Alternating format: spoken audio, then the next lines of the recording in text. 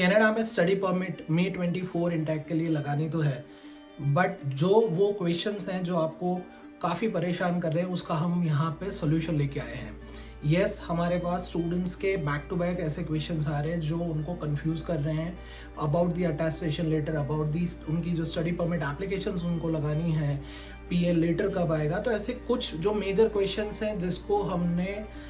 Streamline किया है आपके लिए यहाँ पे इस वीडियो में, जिससे आपको ये पता चलेगा कि आपको अब आपका नेक्स्ट मूवमेंट या नेक्स्ट प्रोसेस कैसे करना है। तो इस वीडियो को पूरा एंड तक देखिए और मेक श्योर कि इस वीडियो को ज़्यादा से ज़्यादा अपने फ्रेंड्स एंड रिलेटिव्स के साथ शेयर करें, जैसे उनका भी कन्फ्यूजन दूर हो पाए और हमारी चैनल को सब्सक्राइब भी कर लें। चलो शुरुआत करते हैं वो सब क्वेश्चन से जो इन दिनों में काफ़ी चर्चा में है और जिसकी वजह से कन्फ्यूजन काफ़ी बढ़ता जा रहा है। सबसे पहला जो क्वेश्चन यहाँ पे आता है कि पीएल लेटर कब इश्यू होगा। तो बात करते हैं कि अलग अलग स्टेट में, मतलब जैसे ओंटारियो है, ब्रिटिश कोलंबिया है, अल्बर्टा है, मैनिटोबा है, अलग अलग स्टेट से अलग अलग अपडेट आना ऑलरेडी शुरू हो चुकी है। हमने हमारे प्रीवियस वीडियोस में ये ऑलरेडी डिक्लेयर कर दिया था जब जो प्रोविंस ने अपडेट दी थी। बट हो ये रहा है कि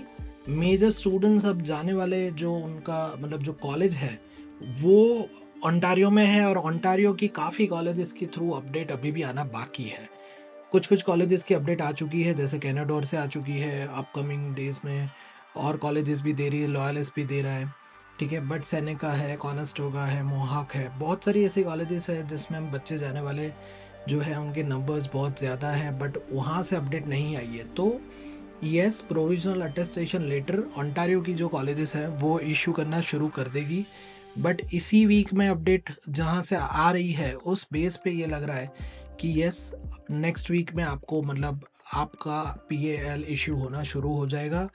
पीएएल को अप्लाई कैसे करना है, अब सबसे बड़ा क्वेश्चन ये होता है कि उसको अप्लाई कैसे करना है। तो आपको प्रोविजनल अटेस्टेशन लेटर अभी का जो इंटेक है, मई 24 इंटेक, उसको अगर देखा जाए तो आपको कुछ नहीं करना है। जो भी कर रही है कॉलेजेस कर रही है, बिकॉज कॉलेजेस ने अपनी सिस्टम गवर्नमेंट के साथ पूरी डेवलप कर ली है, काफ़ी हद तक वो अंडर प्रोसेस थी, उससे आगे बढ़ चुकी है। तो उसमें कॉलेज ही आपको नेक्स्ट इंस्ट्रक्शन देगी, जो आपकी रिस्पेक्टिव कॉलेज है उसी से मेल आएगा कि वो पीए लेटर आपको कैसे प्रोवाइड करेंगे। उसके बाद बात करते हैं कि कितनी फ़ीस रिक्वायर्ड होगी जो आपको पीएल लेने के लिए, मतलब ट्यूशन फीस की यहाँ पे बात हो रही है कि ट्यूशन फीस आपको कितनी पे करनी है। क्योंकि स्टूडेंट्स को ये है कि सर हम सीट रिजर्व डिपॉजिट अगर पे कर दें तो हमारा पीएल लेटर आ जाएगा। तो यस, पीएल लेटर अगर आप सीट कंफर्मेशन मतलब जो आपका कॉलेज है उसमें जो आपको ऑफर लेटर आया हुआ है, जो कि अभी एलओए की तौर से यूज़ नहीं हो रहा है, लेटर ऑफ एक्सेप्टेंस के तौर से कम्प्लीटली यूज़ नहीं हो सकता है जब तक आप पेमेंट नहीं करते हो, तो आप अपनी सीट रिजर्व डिपॉजिट को भी पे करके पीएल के लिए आगे बढ़ सकते हैं, ये बात सही है।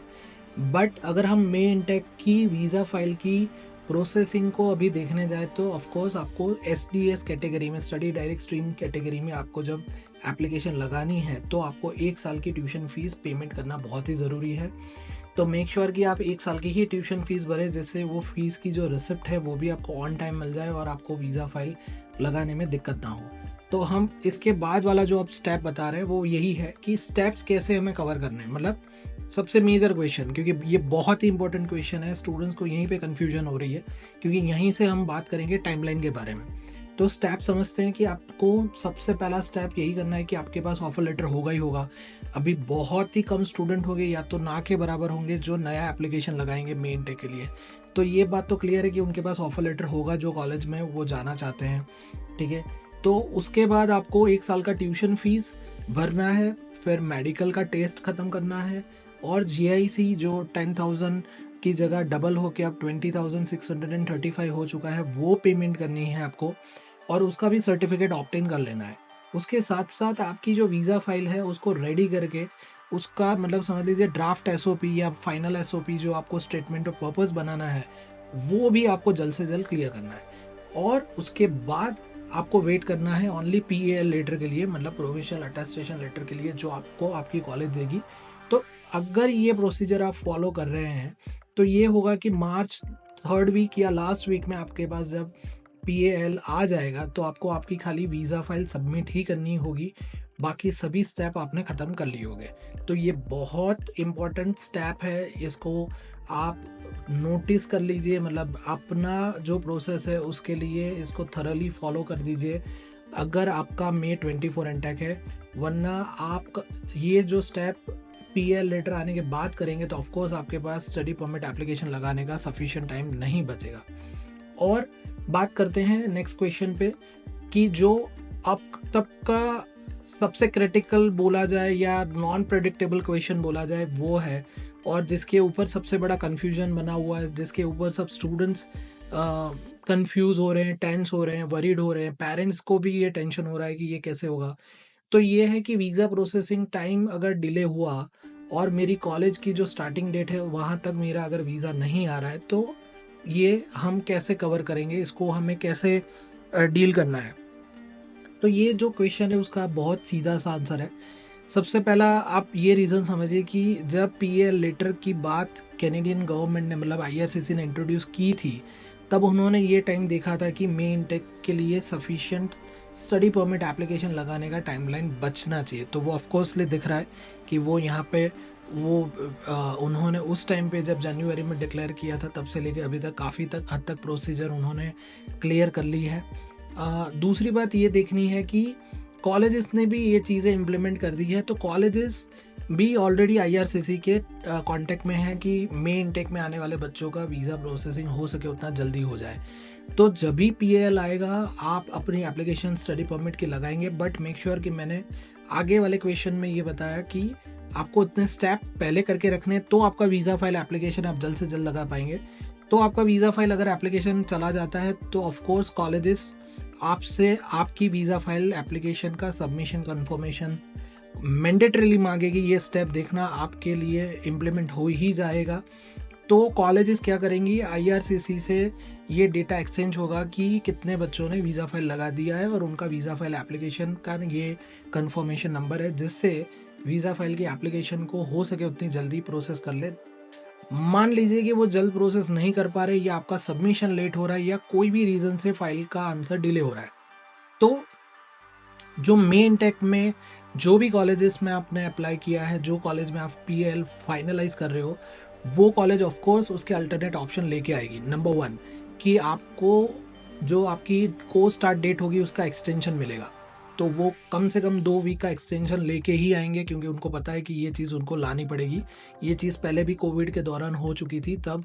वो लोग एक्सटेंशन लास्ट मोमेंट पे देते थे, जिससे ये हो जाए कि अगर आपका वीज़ा फाइल लेट हो रहा है तो you can use that extension for the travelling. Number 2 आपको इंटेक डेफर का भी ऑप्शन दिया जाएगा उसी टाइम पे अगर ये बन रहा है कि काफ़ी डिले हो रहा है तो। और नंबर 3 अगर आपको रिफ़ंड अप्लाई करना है तो भी रिफ़ंड का भी पॉलिसी वो लोग आपको डिक्लेयर करेंगे कि आपको रिफ़ंड लेना है, तो आप इस तरीके से रिफ़ंड का एप्लीकेशन लगा सकते हैं। तो ये जो सबसे बड़ा क्वेश्चन था उसका यहाँ पे हमने आपको क्लैरिफिकेशन दिया है, जो यूज़फुल है, बहुत ही मैंडेटरीली आपकी फाइल के ऊपर इम्पैक्ट करने वाला है। तो आपको इसको ध्यान से बहुत ही समझना है और हो सके तो अपने पेरेंट्स के साथ भी डिस्कस कीजिए, ताकि उनका भी जो टेंशन है या वो भी जब कन्फ्यूजन उनका जो रेज हो रहा है वो आप काफ़ी हद तक उनको क्लियर कर पाए। और अब बात करते हैं लास्ट वन की डिफ़र एंड रिफंड की पॉलिसी। तो यहाँ पे मैं आपको सजेस्ट करूँगा कि आप जो भी कॉलेज में आपका PAL आ रहा है उस कॉलेज में आप डेफर और रिफंड की पॉलिसीज़ के बारे में अभी से ईमेल डाल के ये पूछ सकते हैं कि अगर वीज़ा फाइल का एप्लीकेशन का आंसर डिले हो रहा है या टाइम टू टाइम नहीं मिल रहा है due to this PAL we stuck into the visa file application, तो आप अभी से अपना एप्लीकेशन जो है उसके बारे में जब डिले होने वाला है तो डेफर और रिफंड की पॉलिसी का ईमेल अपनी कॉलेज को कर सकते हैं और उनसे पूछ सकते हैं कि उनकी कौन सी पॉलिसी इस केस में अप्लाई होगी। तो वो लोग आपको पूरा डिटेल अभी से बता देंगे, तो वो भी आपके लिए काफ़ी यूज़फुल हो सकता है। सो होप ये वीडियो से आपको वैल्यू मिल रही है, तो please share this video with your friends and relative and do let us know if you have further queries in the comment box or the contact details provided over here. Thanks for watching.